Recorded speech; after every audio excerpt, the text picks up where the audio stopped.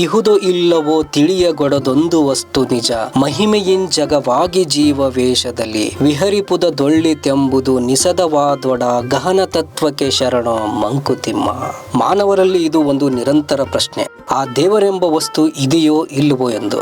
ಇದೆ ಎಂದರೆ ಅದಕ್ಕೆ ನಾನಾ ಹೆಸರುಗಳು, ರೂಪಗಳು, ಪೂಜೆಗಳು, ಹಲವು ಪೂಜಾ ವಿಧಾನಗಳು, ಆಚಾರಗಳು, ಸಂಪ್ರದಾಯಗಳು, ಆ ದೇವರ ರೂಪ ಮತ್ತು ಕಾರ್ಯವೈಖರಿಗೆ ನಾನಾ ಭಾಷ್ಯಗಳು. ಅನಾದಿ ಕಾಲದಲ್ಲೂ ಆ ದೇವರ ಅಸ್ತಿತ್ವವನ್ನು ಪ್ರಶ್ನಿಸುವ ಚಾರ್ವಾಕರ್ ಎಂಬುವರು ಇದ್ರು. ಇಂದಿಗೂ ಆ ದೇವರೆಂಬ ವಸ್ತುವನ್ನು ನಂಬದಿರುವವರು ಇದ್ದಾರೆ. ಕೆಲವರಿಗೆ ದೃಢವಾದ ನಂಬಿಕೆ, ಇನ್ನು ಕೆಲವರಿಗೆ ಅನುಮಾನ, ಮತ್ತೆ ಕೆಲವರಿಗೆ ಅದು ಆಗಾಗ ಬಂದು ಹೋಗುವ ವಿಚಾರ. ಕೆಲವರಿಗೆ ಸಂಕಟ ಬಂದಾಗ ಮಾತ್ರ ದೇವರ ನೆನಪು, ಕೆಲವರಿಗೆ ಬರೀ ತೋರಿಕೆಗೆ ಭಕ್ತಿ, ಮತ್ತು ಕೆಲವರಿಗೆ ಹೊರಗೆ ತೋರದಿದ್ದರೂ ಆಂತರ್ಯದಲ್ಲಿ ಶುದ್ಧ ಭಕ್ತಿ. ಇಲ್ಲಿ ಡಿವಿಜಿ ಅವರು ಸಹ ನಿಸದವಾದೊಡೆ ಎಂದಿದ್ದಾರೆ. ಜಗವ ಸೃಜಿಸಿ ಗತಿ ಸೂತ್ರವನ್ನಾಡಿಸಿ ಎಂದಿದ್ದಾರೆ ದಾಸರು. ಅಂದ್ರೆ ಜಗತ್ತನ್ನು ಸೃಷ್ಟಿಸಿ ಜಗತ್ತಿನ ಎಲ್ಲ ಜೀವರಾಶಿಗಳನ್ನು ಪರಮಾತ್ಮ ತನ್ನ ಇಷ್ಟದಂತೆ ಆಡಿಸುವನೆಂಬ ಅರ್ಥದಲ್ಲಿ ದಾಸರ ಉಕ್ತಿ. ಹಾಗೆ ಇಡೀ ವಿಶ್ವವನ್ನು ಸೃಷ್ಟಿ ಮಾಡಿ ಎಲ್ಲ ಜಡ ಮತ್ತು ಜೀವಿಗಳಲ್ಲೂ ತಾನೇ ತಾನಾಗಿ ವ್ಯಾಪಿಸಿರುವ ಆ ಪರಮಾತ್ಮನೆಂಬುವುದು ಒಳ್ಳೆಯದು ಮತ್ತು ಇರುವುದು ಸತ್ಯವಾದರೆ ಆ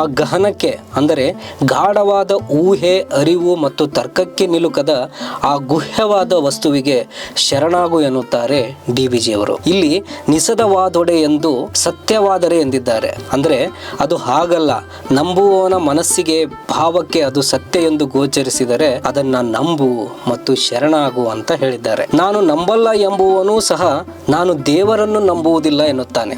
ಅಂದ್ರೆ ಅವನು ದೇವರು ಎನ್ನುವ ವಸ್ತು ಒಂದಿದೆ, ನಾನು ಅದನ್ನ ನಂಬುವುದಿಲ್ಲ ಎಂದು ಅರ್ಥವಲ್ವೇ? ಹಾಗಾಗಿ ಸ್ನೇಹಿತರೆ, ನಿಮಗೆ ಆ ಪರಮಾತ್ಮ ವಸ್ತುವಿನಲ್ಲಿ ನಂಬಿಕೆ ಇದ್ರೆ ಶುದ್ಧವಾಗಿ ನಂಬಿ ಶರಣಾಗಿ ಎನ್ನುತ್ತಾರೆ ಡಿವಿಜಿ ಅವರು.